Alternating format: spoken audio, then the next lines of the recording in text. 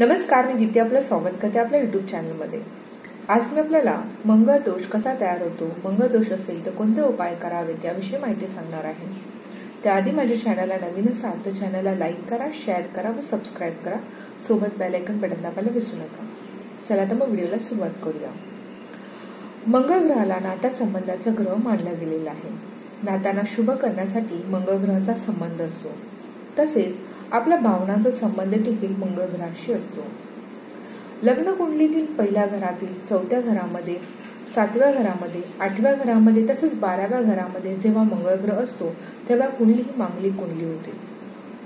आता मांगलिक कुंडली जर असेल तर दरवेळी त्याचा वाईट परिणाम होतात किंवा अशुभ परिणाम देतो असं काही नसतं।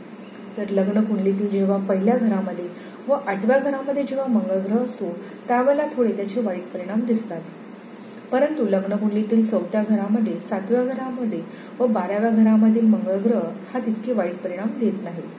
आता जर मंगलिक कुंडली असेल तर त्याचे काय परिणाम होतात, तर सगळ्यात पहिलं म्हणजे विवाहास विलंब होतो। तर अशा वेळेला कोणता उपाय करावा, तर लाल आसनावरती बसून दररोज 108 वेळा ओम हनुमंते नमः मंत्राचा जाप करावा।